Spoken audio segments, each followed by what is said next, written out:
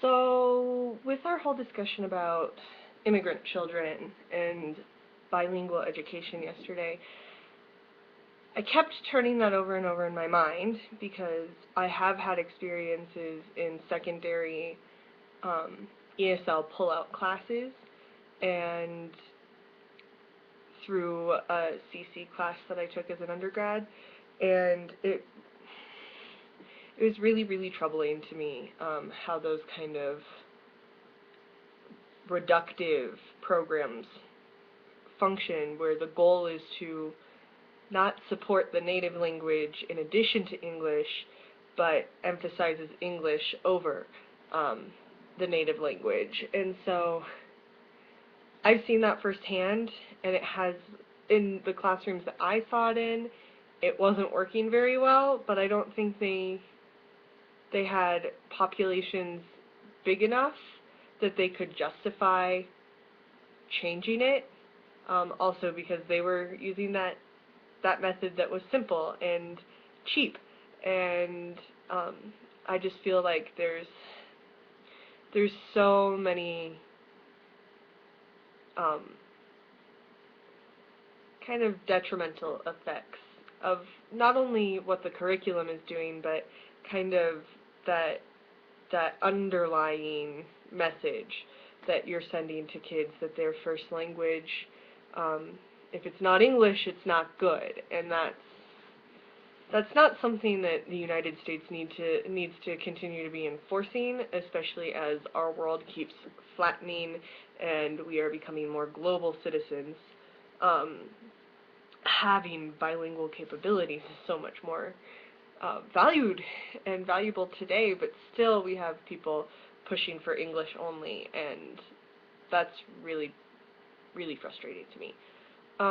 My other question was, or kind of something else I had been tossing around, was we talked a lot about kind of first-generation immigrant children. So they came with their parents to the United States. But we didn't really talk about children whose parents were immigrants, but they are United States citizens. They were born here. I've had friends who that's been the case for, and it just requires a lot of cultural awareness on the teacher's part of what parents expect of their children's schooling, and preventing children from becoming that middleman, translating for the teacher or the parent and vice versa.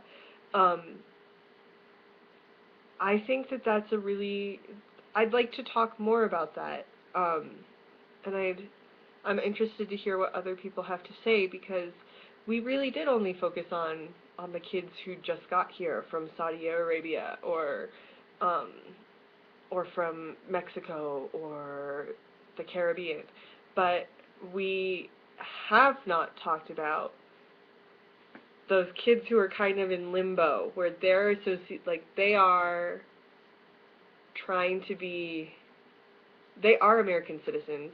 They're trying to fit into that role of being an American child, but their parents are immigrants. Because I've seen that cause some stress and anxiety with friends growing up, and even through high school, where cultural values are just different. And so I think the big thing that we need to focus on when thinking about immigrant children or children of immigrants is not only the bilingual nature of it, because we spent so much time talking about that yesterday, but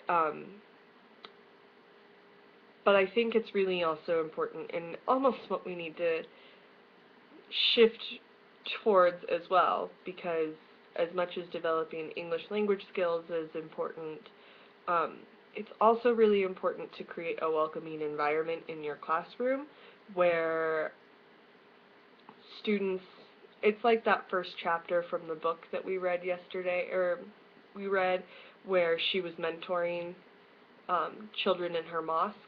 But I think you have to create a welcoming environment that's culturally accepting of differing cultures. I have a story from my student teaching placement. There was a student who had just come from, I believe it was Saudi Arabia, and it was a girl, and it was at the very beginning of the year, and the entire staff got an email about her because one of the school district's policies is no hats in the building, but she wore a headscarf.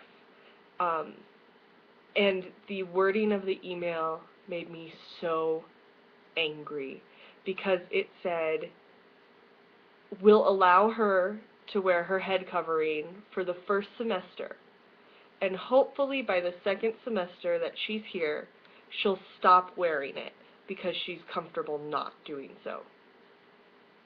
That's a religious cultural practice, and it's not the school's business telling a student that she cannot wear her headscarf to cover her hair because of her religious beliefs.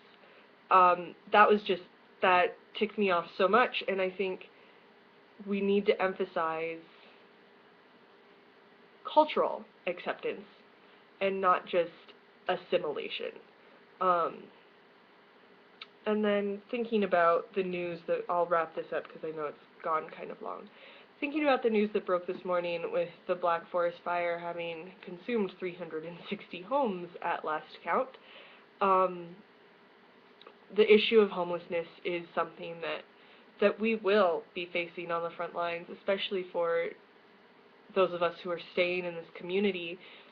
With the Waldo Canyon fire last year and the Black Forest fire, we have students who are homeless, and not of their choice, and not of choice of their parents. And so we need to be I'm glad we read the articles about the McKinney-Vento Act, but I think how we approach handling those situations with our students and being very aware of our students, because they've lost everything in 2 days. So things to keep in mind for those of us who are sticking around this area. So I'll wrap it up. It's been 7.5 minutes. You don't need to hear me anymore.